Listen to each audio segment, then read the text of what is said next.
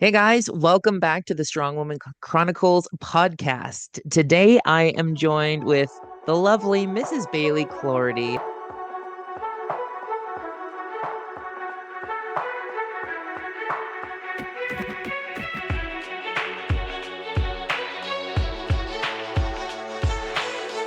Hello, Bailey. How are you? Good. I'm halfway through my You're halfway through your what? Sorry. coffee. Oh, your coffee. Oh, good morning. So today I wanted to kind of talk about the Canadian pathway for women to earn their pro status. And Bailey and I, we've kind of gone through it together. Bailey's been competing for 11 years now. Is that correct? Yep. And then I've been competing for 10. So we're going to get into a little bit of the history of Canada's Strongest Woman, which turned into Strongest Woman in Canada.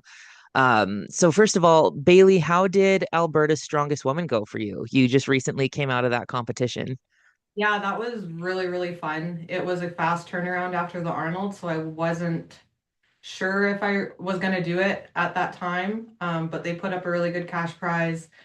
It was only a day trip for us, an hour and a half from my house. So I figured I should probably do a local show, support local promoters, try to win a little bit of cash to put towards my next show and to pay for the Arnold because that's not cheap either.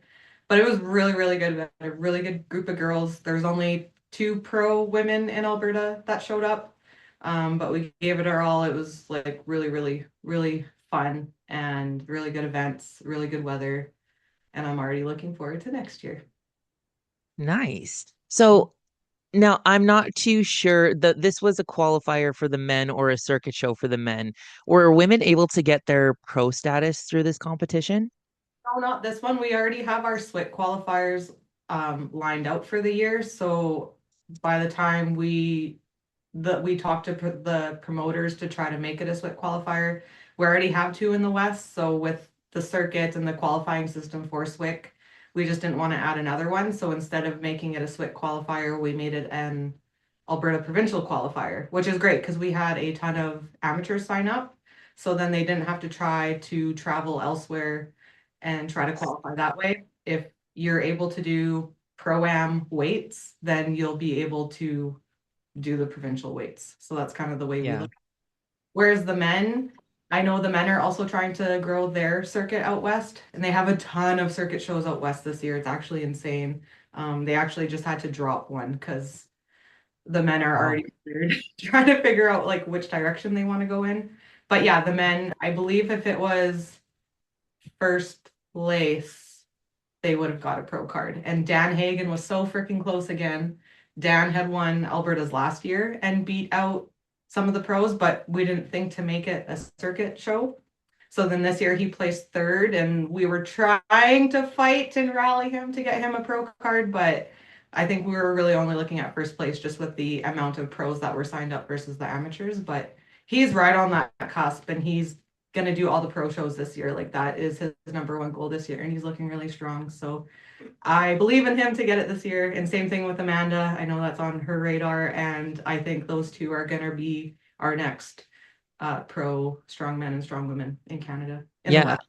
Mhm. I agree. Like if they can stay healthy, stay injury free, knock on wood. I do think that they're next in line. But so like I really like Dan. I think he's a really cool guy. Him and his wife are really sweet people. Um, I think it's important to not wiggle around for a pro card. I've been in competitions where it was very last minute where the promoter randomly decided to award a pro card. And if that would have been known from the start, I think there would have been more effort in place. But honestly, I think a time and place for every athlete. So honestly, I kind of think it just puts more fire under his butt, you know? Totally, totally, yeah. Yeah, if that's your main goal, then you're gonna do everything in your power to show up the best on that day and try to get Yeah, it. You can't win totally. a show, right? They're heavy shows, and it's trying to do Yeah, that back to back. That's not going to be a long lifespan in the sport. So no. if you choose and yeah, Yeah. Yeah. Well, and I think too, like experience comes into play, like being able to, mentally handle a pro-am. And I think having competitions under your belt is good. Like I remember when I first started, my coach, Quentin, he encouraged me to only do what I needed to do. So if I qualified for provincials, I don't need to do anything else. Where I agree with that in terms of rest, I kind of wish as a young new athlete, I would have done a little bit more just to get more competition experience under my belt to be able to handle the crowds, handle the pressure, stuff like that. But I mean, honestly, the more you have under your belt, the more confident you are as you get to these bigger stages. So I think it's just putting confidence in him and Amanda that when they do get their pro card, they got their pro card. Yeah, and they've been doing like every show that kind of comes up. If they're not competing, they're volunteering, which arguably is actually harder than actually Yeah. competing in it. But they always show up and they're really good in the community. They're very supportive. So yeah, they definitely are on the radar for sure. I wanted Sick. to quickly how complete opposite that we kind of are because I also had Quentin as a coach. And I remember I think I had like 3 shows in 5 weeks or something like that. But within that 5 weeks, I was in Ireland, and I didn't tell him until 2 weeks before the competition that I was going to go compete in Ireland. And he's like, "We didn't program you for Ireland. What are the event, Bailey?" So I think that's just a little bit funny between you and I that you at that time were only doing what you needed to do, and I was just like, "Woo, let's go travel, let's go." But I was also back and forth between Alberta and Saskatchewan, so I was doing all the Saskatchewan shows and all the Alberta. So yeah, I had like I think I did 12. Well, maybe he was trying to warn me to not be like you and just do random ones. You were like the good angel client, and I was like the little redheaded stepchild client that just didn't listen. I followed the program, but I also had 3 other shows that I didn't tell him about. So we were prepping for one show at a time. But Hey, it yeah. counts. I just thought- So when it comes to a pro-am, so obviously Alberta's wasn't sanctioned, so there was no pro card on the line for the women. For the men, first place, and that's it. But an amateur would have had to beat out all the pros to get that card. So for the women in Canada, we have two pro-ams coming up. We have Shoe Schwab's at the end of May, or that's coming up sooner, isn't it? last weekend of May. Shoe Schwab's May 30th. That is a SWIT qualifier and a sanctioned pro-am. And then Western Canada's Strongest Woman on August 8th in Saskatchewan. That's going to be a sanctioned pro-am as well. So what does it take for an amateur to get their pro card at these shows? Well, yes, there is a qualifying system when we need an X amount of pros to show up with the amateurs. So if there was only like one pro that signed up, there probably wouldn't be a pro card given out. Um, I don't have that really memorized because it's still trying to be like our women's side is growing so much that we are trying to make what is the most fair. Our old rule was 50% pro athletes plus one of the roster. I don't really know what it is now, but usually the rule of thumb going forward for this season is you either have to win or you have to podium. So I believe for Shoe Swap, just with the roster that they have right now, I believe the amateur has to win, has to come first place to get their pro card, which I think is very realistic for a couple of the girls, depending how the other pros are feeling. But just with those pro women that are on the lighter side of the weight classes, if an open amateur or an 82 amateur comes rolling in hot, then I think there is potential for them to win that show. And we actually don't see it very often. Like, I know that's how I won my pro card was at a pro-am, but usually in Canada for the women, we're only really giving out pro cards at nationals. So it would actually be really cool to see a pro card handed out at Shuswap and at Western Canada Strongwoman. Yeah, Mhm. I agree. So with that said, you kind of alluded to it. How did you earn your pro card? Okay, yeah, so it was at a pro-am. I remember I competed at provincials, didn't have a good day. I believe I placed third at provincials. So I was quite upset about it, but I was still able to go to nationals if I wanted to. And then there was a pro-am the weekend after in Regina, and I have family that lives in Saskatchewan. So me and my mom were just like, hey, yeah, let's go for a quick trip to Regina Beach. And so I liked it. Wasn't really prepped for it. I was like just feeling in a sad mood about provincials. I was like, no, I need to do another comp. Like this one is really, really fun. Let's just go and do it. And that was arguably the best show I've ever had, like from that date. That was the first time I deadlifted 405 pounds. That was a huge I PR. remember. I failed it probably 4 times in 4 different comps previously to that. And so yeah, I that gave me a ton of points that I pulled that. I think I hit a log PR. I placed really well in the truck pull. I got second place in the yoke. I think I only lost like a second to an American pro that came up for the weekend. And I ended up Nice. tying for third place in the show. And we had three pro athletes, three pro strong women signed up, and then I was tied for third with the American pro.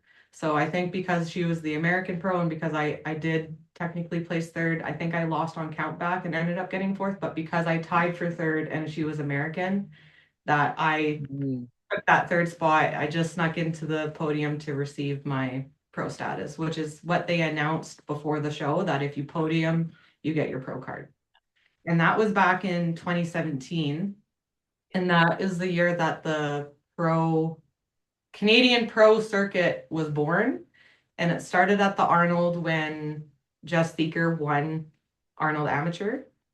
And she Hmm. was actually our first Strongman Corp Canadian professional athlete. So she set the pace for the rest of the season. So it's nice that the Arnold is in March because we have the whole rest of the year to try to plan a pro-am and try to get pro cards out. So then there was a lot of people don't know this. North America's Strongest Woman actually happened in Regina in I 2017. remember I was there watching, and I remember sitting there watching the girls being like, I could do that. And I remember sitting there and being like, I want to compete at North Americans. Ah. And a lot of people thought that it was born in Quebec in 2024. They thought that that was Nope. the girl competition of NA Strongwoman. But no, our very first one was in 2017 in Regina. I remember Kim Lawrence. She was like I had a huge crush on her. Yep. Kimberly. She came from the States, a few others. I think Summer Johnson was there. She came from the States. And then our Yep. top, like Allison Lockhart, Tracy Bouvier, Tanya Stevens, they were all there competing. And I can't quote how they handed out the pro cards, but I'm pretty sure because it was a mixed pro-am with the Americans that I think all the Canadian athletes got a pro card, I'm pretty sure. I believe so. So that Yep. would be Tracy, Tanya, and Allison. So that just brought us to four Canadian pro strong women in Canada. And then all that's now we officially have a circuit. So then after that, that's the show that I did. That was our first Canadian pro-am that we ever did. So then they were trying to hand out one more pro card before nationals. So I got that fifth spot. I am the fifth woman in Canada to earn her pro status. And then you came Perfect. along in nationals. Yep. Yeah, anyways, that's how I got my pro card was at a pro-am. Whereas yours, you got your pro card for winning technically Canada's Strongest Woman that year because we didn't have one in the pro circuit yet. And Canada's Strongest Woman was our amateur circuit. That's where you'd win your pro. So that's the one that you won. And you had to go through that whole qualifying system, right? You had to do a Yep. provincial qualifier, provincials, and then nationals, right? And then that brought you Yeah. to Arnold, just like what we have now. Yeah. And I remember in years past, like Allison Lockhart was 3-time Canada's Strongest Woman. And then she came to volunteer at nationals that year as well. But I just remember like I thought Allison was crazy strong. And Mhm. I just think that it's interesting to know the difference because a lot of athletes do try and I don't want to say like shortcut the system because it's not a shortcut. Like if you are strong enough and if you're ready, and you hop into a pro-am that has a pro card and you win it, like you didn't shortcut anything. You just went with the better option for your calendar, really, like your calendar year, not the strongman calendar year. So you went through a pro-am, podiumed, and got your card. other athletes like me, I went through the qualifier, provincials, and then nationals, and then got my pro card at the top of the podium. But yeah, so I got my pro card in 2017 at, I guess, CASA Strongest Woman in Canada. I don't know. But yeah, so with that said, who was, I mean, I kind of talked about Allison a little bit. You've been around like a year longer than me. Do you remember how that worked? Because it was CASA before, right? Yeah, yeah. So Strongman Corporation Canada wasn't born until 2021. Mhm. Before that, we had our federation called CASA. You're going to try to make me explain that. Can Canadian Association, you Canadian Athlete Association of Strength Athletics, something, I don't know. Amateur Athletic Strongman Association, something like that. That was our Fed. And it was born in Quebec and it was kind of like, yeah, nationwide. But yeah, that was our SCC at the time. And so similar rules, a little bit different. But yeah, we didn't have like a pro circuit at that time. With Allison, like the only like four girls that I know that were before me were Allison Lockhart, Jess Thieker. Those were our Alberta girls, and then Tracy and Tanya from Regina. I think there was nationals. I don't think there was much of a provincials just because, especially our women's side, we didn't have enough girls to really have a provincial. So I think the girls just went to nationals or they just show up and do shows that the men were at. There'd be a couple women that would show up. So I don't know 100% with that, but I think yeah, Jess and Allison had 4, maybe 5 years experience before I came into the scene. But the first provincials that I did in Alberta, there was only 3 girls, and there were each of us were in a different weight class. And I just can't Wow. even fathom only having 3 girls show up for provincials because that was also a nationals qualifier. And then same thing, whoever won nationals got to go to the Arnold Amateur. And yeah, I still can't believe how small the women's side was because the year after that, I think we had probably at least 20 women sign up the year after that. So yeah, it's just crazy Yeah. how but I'm not, yeah, I just think there was just like 2 or 4 of those girls out east, or sorry, out west that just showed up and started doing shows and yeah, would show up to nationals and they'd try to get an Arnold invite and then that's how they would represent as Team Canada was on the Arnold Amateur platform. That was Cool. pretty much what we had back then. And now, was it Mike Saunders who owned CASA? Yeah, so Mike Saunders owned from Quebec. He owned CASA, and then there was a Western rep, and I believe that was Steve in Regina.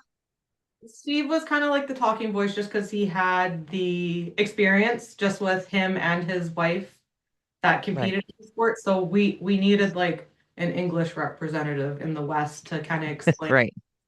So yeah, if we had any questions, we would just go to Steve. Right. And if if he And couldn't, so, go to Mike, but way easier to just talk to Steve. yeah. And so I think in 2017, now I don't know, this could be speculation, this probably is speculation, but I think they were trying to bring in a Canada's Strongest Woman next to Canada's Strongest Man.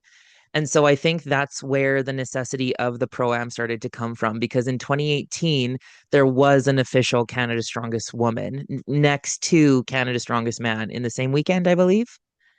Yeah, and I was there for that one. Yeah, So that was born because of 2017, where we had our amateur strongman nationals, which used to be Canada's Strongest Woman, but because we had these pro athletes that couldn't compete at nationals, we yeah, didn't have a Canada's Strongest Woman to compete in. So I think we still should award the amateur national champion as Canada's Strongest Woman because there was no other high caliber show to call anybody else Canada's Strongest Woman. So that was the last year that Canada's Strongest Woman kind of was like a was.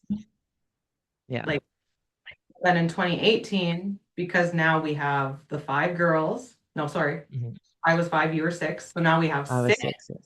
six official pro strong women in Canada that, okay, we got 6 of those girls showing up, plus really strong amateurs showing up. Let's run Canada's Strongest Woman along with Canada's Strongest Man. And that's exactly what happened. I believe it was at a bean festival somewhere in Quebec. Had no idea where I was. Nobody spoke English, but my dad was living life and Yep. he just That's ate Earl. the beans and the chili samples. And it was a really fun little festival. It was really heavy. I remember it being super heavy.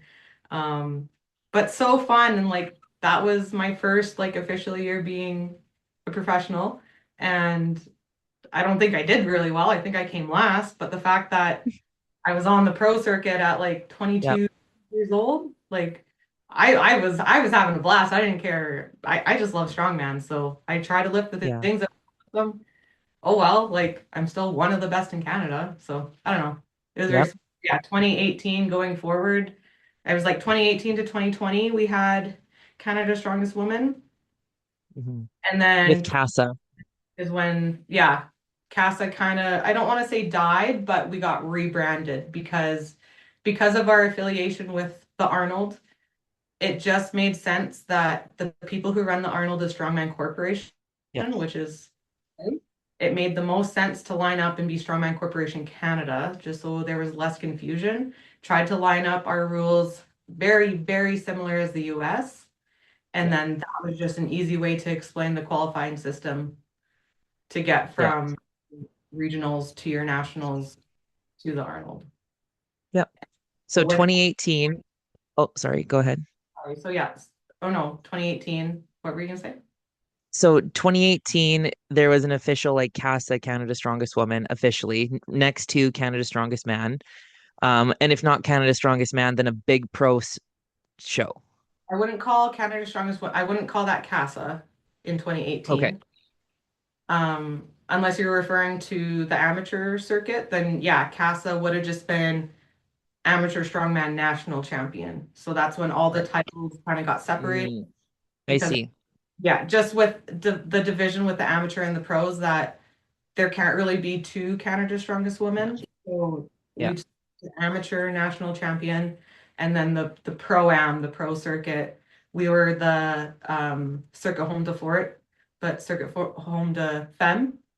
We were Yeah. technically with the men's circuit at that time, which is crazy because I actually have like a circuit, I have circuit swag with my name on Yeah. it.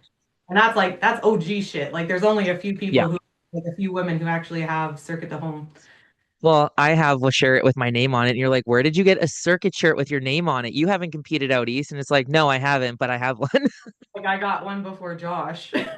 before I had to big before he did. So 2018, there was an official Canada's Strongest Woman won by Tracy Halliday, or is it Briarday? I know she kind of has like a pen name when she's with her students because she's a teacher. I think Beer Day is her teacher's name. Halliday is her married Okay, name because that's Steve Halliday. yeah. So Tracy Hall, so okay, 2014, 2015, 2016, Allison Lockhart, Canada's Strongest Woman. 2017, Jackie Osczevski, Canada's Strongest Woman.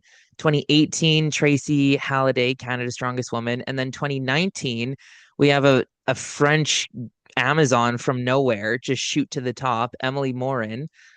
She won, didn't she like sweep? I never went to Quebec for CSW because it was too expensive. And at the time, it was just me and it was either ask my parents or do a GoFundMe. And back then, everyone like really shit on GoFundMe's and like, if you're needing a GoFundMe, then you shouldn't be in this sport, blah, blah, blah. And I was just a broke student. So unfortunately, I couldn't get out west or east, but like it looked like so much fun. The first CSW was so heavy, and like that paired with can't afford to travel, I was like, well, it's fine. 2019, I almost did because like the weights looked good and juicy, but then it was the how expensive it was. 2020, I believe Emily and Antoine were running CASA at the time, and that was the COVID year. So they also held a pro-am for the women that year, paired in with nationals. Well, yeah, again, like I believe CSM might have got canceled or they might have been able to work around it with the red zone, but yeah, we just Wait, didn't have a women's one that year. So Emily and Antoine took it upon themselves to host it along with the amateurs, which I thought was a pretty good idea. But it only sucks when only two of you show up. But that was still like a blast. Like I had so much Yeah, fun, even though we weren't allowed to do anything. yeah. But it was Well, we walked everywhere. Like you could be maskless outside. back in the fall. Oh my God, love. So Quebec was in a yellow zone, and the day after I flew home, it turned into a red zone, and no one could be outside. But yeah, it was hosted in an undisclosed location, and they did it in heats, so not everyone was there all at the same time. That was when, oh, Haley We ran Dagley, all day. man, she went to the Arnold that year, I think, and pulled 600 pounds for the record breakers, her and Andrea, and I think there was one other woman, but she was there and I was nervous. I don't know about you, but like she was just some strong chick from Ontario. It made me a little nervous. Like I was super excited to see her because I've only ever seen her on Instagram. And She then was so nice. yeah, sweet girl. And then disappeared again. But yeah, she was nice. Yeah, it was really cool to meet her and I didn't go head to head on her with deadlifts, but for someone who's kind of low key used to winning deadlifts and then she goes and like pulls like seven more than me and I'm like, "Oh, okay, maybe I I wasn't winning. am." Like I think I got 2 or 3 reps and that was a rep PR for me because it was what 405 for reps or something like that. Yeah, maybe 365 and then 405. I remember it was an axle and then a barbell. Right. Okay, so then that was kind of technically Canada's Strongest Woman that year too, just because everything was canceled. And I just remember Emily was stressed out of her mind Yeah. hosting everything. A couple girls showed up and did it, so gotta count it for something. It was a small show, but yeah, somebody won that title that year. Like there needs to be, as long as there's a show that's being hosted, like someone Yeah. needs to get the title if someone's there. But yeah, that Well, and I believe that a lot of invites got sent out, and I think a lot of people said no, and you and I were the only crazy ones who said yes. yeah, which is fair. Like COVID was a very stressful time, but I apparently wasn't scared of anything, and I think I'm invincible sometimes. So, but I also love traveling, right? Like that's why one of the reasons why I do this sport. Um, so then in 2021, there was a little bit of confusion because Casa was sold, Strongman Corp came into play, and then Sam and Max bought that. And so they were trying to get something started, but it was still kind of COVID-y. Um, and I remember I think Hannah Brock from Regina and Sam Bellevue were both kind of planning together something. And I think Hannah was the one who coined Strongest Woman in Canada because now that Canada's Strongest Woman was out and no one was using it anymore, we needed something else. Do you remember how that happened? Again, yeah, so that was, we needed another rebrand. Like it was good from 2018 to 2020. There was some momentum happening. But it like people until you're in the position, like you truly don't know how hard it is to like start a federation, run a federation, and Yeah. then have like, all these amateur children, and then on top trying to take care of your pro girls. Like they're all your children and you're trying to accommodate to everybody. It's so, so hard. And I can't even imagine like trying to be mom and dad of Canada in this, but it takes a certain someone and it takes a whole village and a whole family to actually run it. But yeah, between 2018 and 2020, whoever was, they were doing their best, right? Like that's a lot on two people. So then 2021, it was time for a rebrand again. That's when SCC came alive and that's when SWIT came alive. So instead of Canada's Strongest Woman, we just rebranded it, started fresh, Strongest Woman in Canada. And we've been rolling with the punches since then, 2021 to now we are in 2026 and Hmm. still rolling their Strongest Woman in Canada. Rolls off the tongue really nice. We're trying to do the Hmm. same thing with Strongest Woman in Western Canada, just kind of the same thing, like out of habit. Sometimes I say Western Canada Strongest Woman. Same. It's just a habit at the end of the day, it doesn't really matter, but just trying to line it up. It makes sense to call it Strongest Woman in Western Canada that qualifies Yeah. you for Strongest Woman in Canada. That's all it is. It's just more like organization and filing in everybody's Yeah. brain. Yeah. And like it does make yeah, no, and it does make sense to shift it like that. Um it would be nice if Swick were to take place with CSM, but at the same time, I think you would need it to be branded as CSW and not Swick, just because in terms of like mental filing purposes, to have them similar, I think that makes sense. Like strongest man in Canada, that doesn't Yeah, yeah. And it might just that's be because you called it CSM since day one, like yeah, freaking 12 years ago. I think CSM's been around probably even longer. Well, obviously longer than that, but I'm just thinking like when JF came in. yeah, But yeah, that would screw everything up in my brain again, is calling it CSM and SWIC. It's like, no, it should be CSM and CSW. yeah. It would And at be the end of the day, Smick, strongest man in Canada. it doesn't really matter, but just organization purposes, rolling off the tongue, trying to get sponsors, CSM, CSW would make the Yeah, most. And I would like to be lined up with the men again this year, like having North America's strongest man and woman together. Love. Like it's a crazy heavy show, but I love going every year. And yeah, I'm assuming I'm getting invited JF this year again. But this will be my third year in a row going, and I just love it. Like it's so fun, and like watching the guys go and then us go and like kind of comparing, and yeah, it's just fun like hanging with the guys, even though you're with yeah, your girlfriend all the time, but like just being able to watch the guys at the same time, like kind of brings us back to our amateur days because the men and women compete together all the time in the amateurs. But since this is more of like a history podcast, World's Strongest Man, they just finished their 50th year contract as World's Strongest Man. They signed a 50-year contract.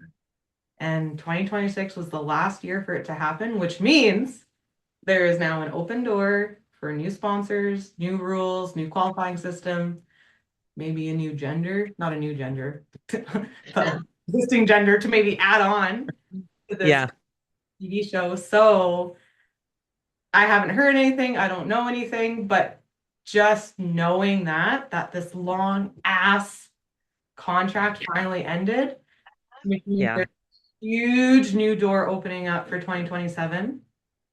And Hmm. whatever it is, I want in. So I think 2027 is going to be a wild year. And Yeah, it's going to be so good for the women, is what I'm thinking. Like I think the women, we've been treated very well the last few years. Rogue has been amazing, Arnold's been amazing. I think that's just the beginning though. I think that's just the tip. We have yeah, we're going to start peaking next next year, I think. Is what I'm thinking. yeah. And what's good is, the women have been pushing for fairness and equality in a good way. Like I haven't seen too many negative Nancy's out there, speaking negatively on how come the women don't get the same as the men. Like you'll see women just be like, "Well, I'm showing up. I'm a professional athlete. I'm going to compete.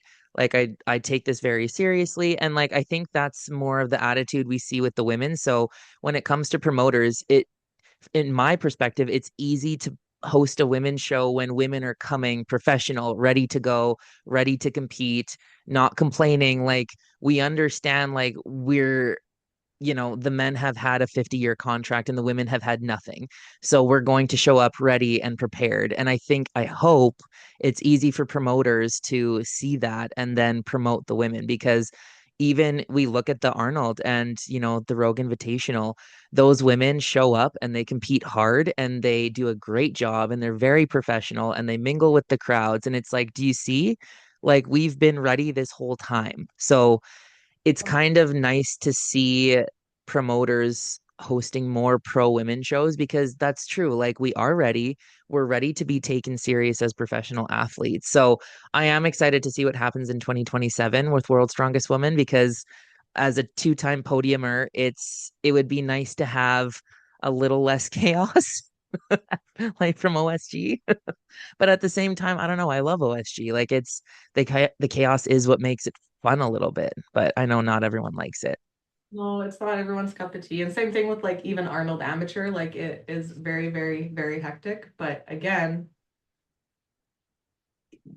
one person is trying to host three different shows scrammed into one weekend during a sports festival with 100,000 spectators. It's going to be chaotic no matter what. Even if it was only like Arnold Pro-Am championships. Even if it was just us, it would still be freaking hectic because of just the vibe going on in that whole room.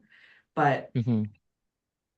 yeah, if you want to make it to the top, like, sorry, honey, we're at the bottom. You got to make your way up to try to get treated the way you want to be treated. And like you were saying earlier, that like, yes, like I think we all do complain that the payout isn't equal, and we've been complaining for like the last over a decade, but we still show up, and I think that's what shows that we really want it. And I think that's very important, is showing your character instead of like, I look at it as a job interview, and then also like you're working at a job as like an employee or a contractor or anything. Is like you're expecting a raise, you're expecting benefits, this and that. It was like, okay, well, are you showing up? Are you being reliable? Are you getting returning clients? Like, this is just me as a massage therapist talking. Like, are you getting good reviews? Are you getting return clients? Are you showing up to all your shifts, or are you calling in sick? So you need to think about that as strongman. Like, if you do want to make it to the top like that, is you do have to show up for these shows, whether the pay is equal or not, or good or not, or if your flights are paid for, your hotel's paid for. I have paid a lot of money because usually nothing is ever paid. Maybe my entry fee, which helps a lot and a ton, but just like massage therapy, I love it. I love strongman. So even if I have to fork out a lot of money out of my pocket, it's not ideal. But I'm hoping in the future, with all this hard work that I do and that we do, like as women, that Hmm. it'll pay off eventually. But right now, like, this is just something that I really love to do. So I'm willing to pay out of pocket for it. And I know good karma is going to come around. I really believe in that. And yeah, if you just keep trying like really hard, Yeah. that And will, like, treat you back a little bit. That was it for I me. have a quick story about the invitational, and like this kind of goes to having a good attitude. So, when I got there, I forgot to pay for the meal prep. I didn't even think about it. And then when I realized that there really wasn't a grocery store around, it was like, well, crap, like I need food. And so I got a hold of them. I talked to the person who was managing the athletes, and they kind of guided me and helped me get a hold of them. Well, food wasn't coming till the next day at 7 p.m. So the restaurant was freaking expensive, let me tell you that much. And I had bought enough macros, like I put together enough macros for the day that I should like just get by until 7 p.m. And so I also had to train that day, and I had to push a heavy log that day in the back. And then I had to test out an event. And then I was also asked to do a mock run through so that they could do like stage and light cueing and stuff like that. And like, so I was super depleted and I was testing the arm over arm for 2 hours, underfed. I had just finished training and I had to stay in. Oh, and then we had the rules meeting and the equipment walkthrough. So I had to stay. I was starving.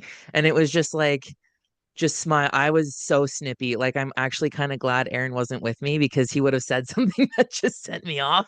But I was alone. It's like, okay, okay, be professional. You're starving, but you can do this. You're a little chunky, so like you can like metabolize fat. It's so having a good attitude goes a long way because I was starving and I was literally a yes man to whatever the road crew asked me to do, starving. And then 7 o'clock came and I'm like, where's the microwave? Holy, I was so, anyways, just a heads up, just have a good attitude. Say yes when you're asked to do something, whether you're hungry or not, or if you want to do it or not. Because let me tell you, I'm not paying $150 for a steak and salad again. Not me. Yeah, girl. Like great steak, but like, whew, 10-ounce steak and just a village Greek salad, $150. So get your meal prepped out. Anyways, good attitudes go a long way. I loved how that story was just have a good attitude, okay? Be a good person, don't be shit. Got it? Be like Jackie, but don't be hangry. No, but don't be like me. Like plan out your meals. So hangry.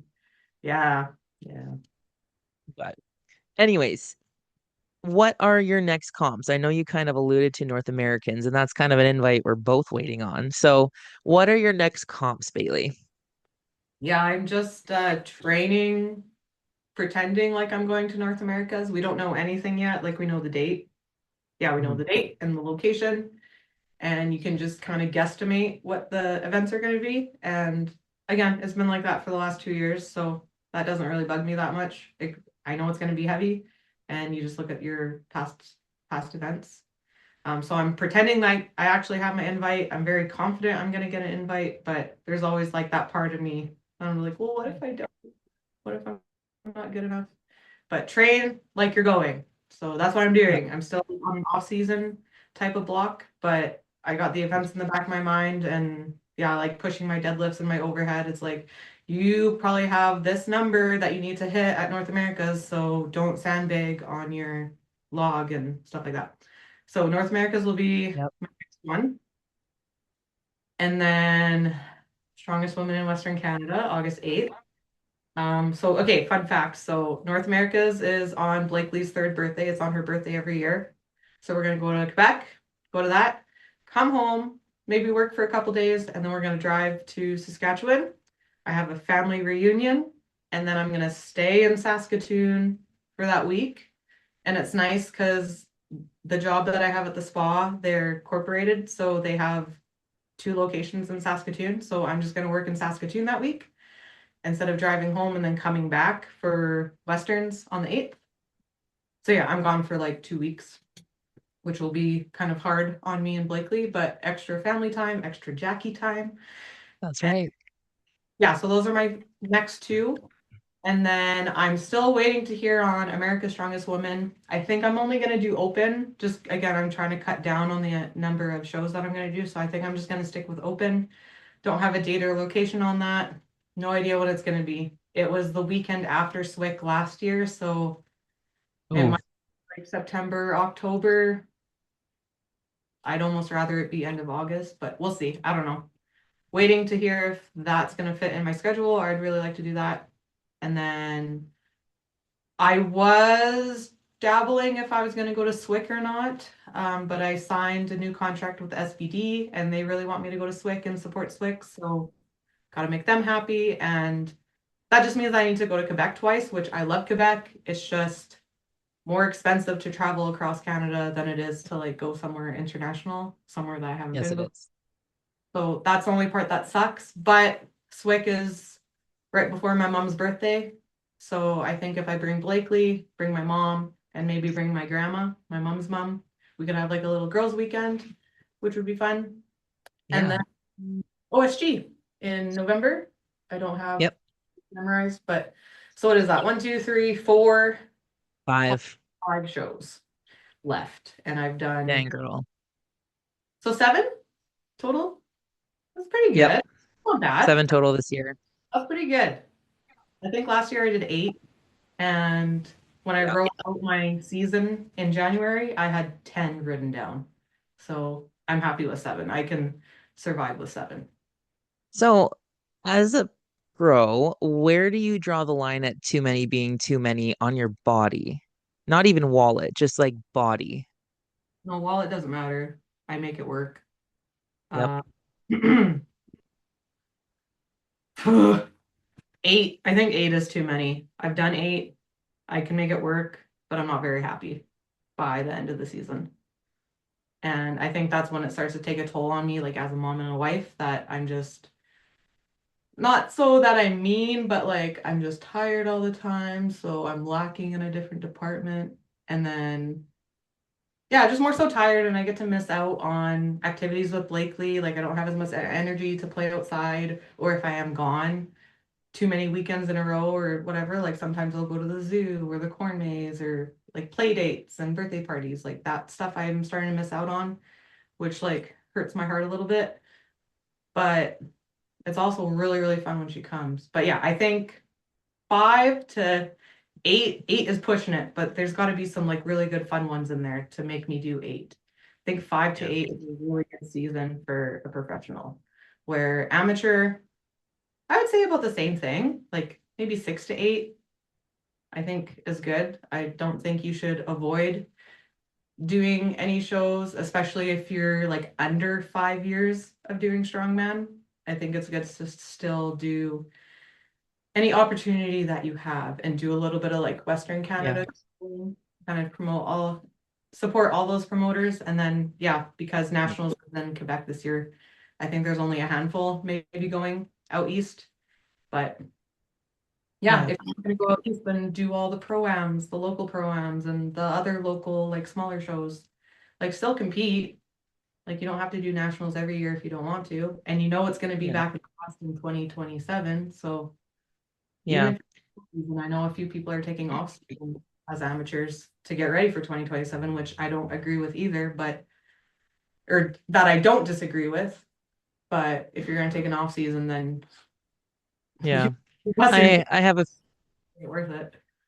Yeah, I have a few athletes not going to nationals because it's just too expensive to travel, which I understand. I'd find it interesting the Canadian attitude versus the American attitude, and maybe it's just the Americans because I think a lot of people outside of North America compete a lot. Um, but like just talking with some of the pro women from like the Invitational and the Arnold, a lot of them just do those two because any more than that is way too hard on their body. But then there's just people like us who are like, well, yeah, like I got to compete. And it's interesting because like I don't know if it's like we just let it take it out on our body later versus they handle it one comp at a time, or life and planning and stuff like that, or maybe we have more free time to compete and they don't. But I just find it interesting because quite a few Americans will say like, oh, no, no, no, I can't do more than two a year, like that's just too much. And they'll say like I need a full like 12 to 16 week cycle to get ready for it, and it's kind of crazy because from July till November, I have a comp every month. And it's like one comp a month is unfathomable for some American athletes. But I feel like if you go to Europe or something like that, that's kind of normal. So it's just interesting the different attitudes and mindsets that athletes from different countries have. And I'm not shitting on one athlete or the other. I just find it interesting. Perspective, yeah. Yeah. I couldn't imagine only doing two shows a year, but I haven't been in their shoes if they are doing Arnold and Rogue. Like they're both super, super heavy, demanding shows that if I were to do those two shows in a year, I might do two more, like local shows. Like I'd probably do Alberta's and I'd probably do Westerns and or so I guess that would still make me do five shows. Five. I would Yeah. still five. So I guess yeah, they'd think that would be way too many. But that's all Like I if I honestly. Yeah, well, same. Because like even if I were to go and be a repeat athlete at the Arnold and the Invitational every single year, oh, but then I would also want to do WSW. So then if I were to win SWIC, then I would do SWIC, WSW, Arnold, and Invitational, and I wouldn't be able to hold my Westerns. I'd want to do that. I'd want to do Westerns because I love that comp. I love competing with the Western girls.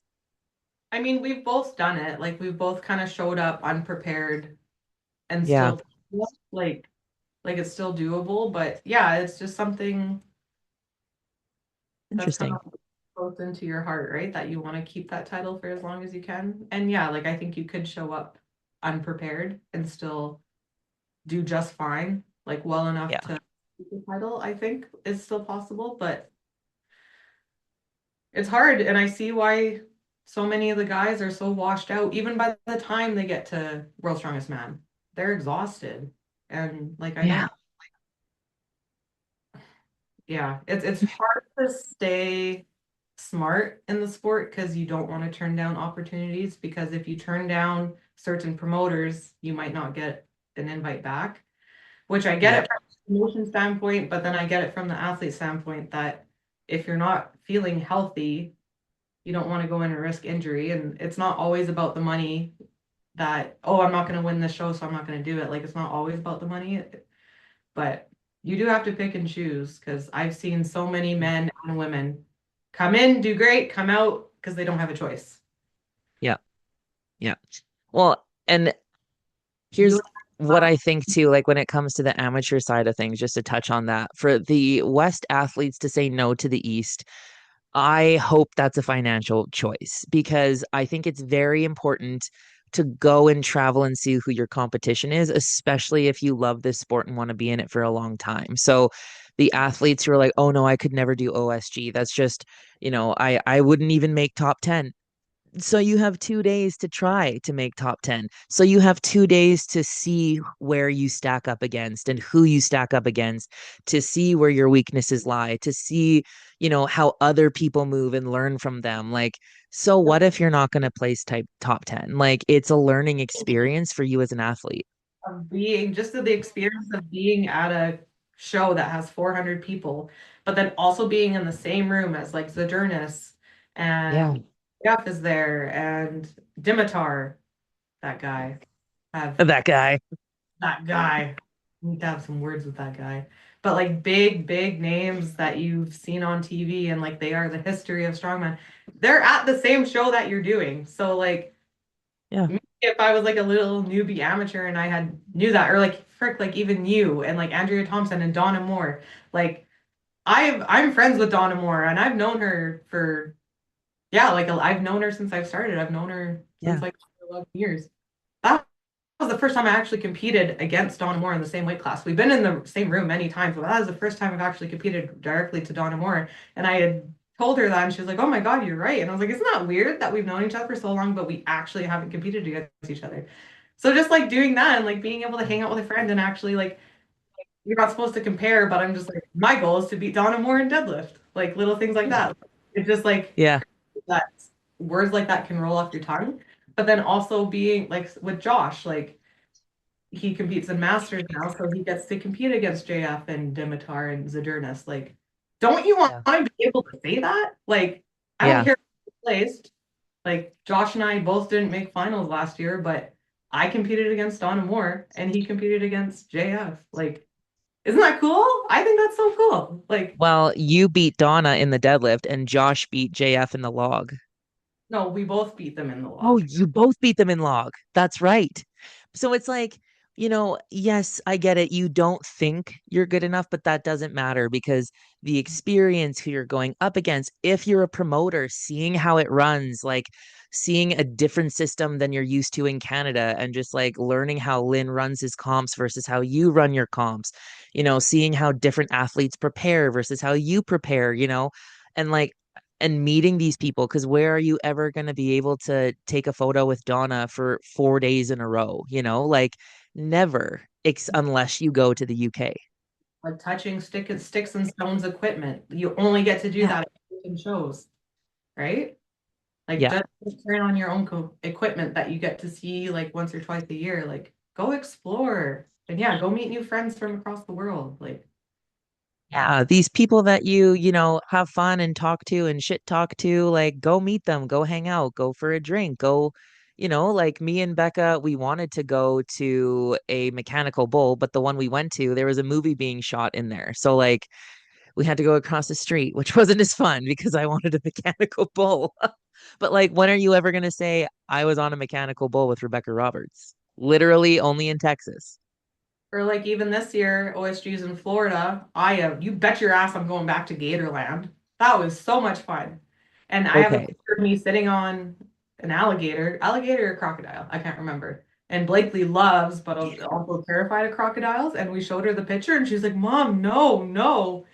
So yeah, we're bringing her to Gatorland. She might be slightly. Feeding the alligators was fun, but we're on the other side of Florida, so there's gonna be manatees, and I can't wait because I want to go see a manatee so bad. So that's my goal. But Do that with your niece Bailey. Like again, when are you gonna go see a manatee with Blakely? This is the oh only time yeah, you're gonna be able to do that. So yeah, so cute.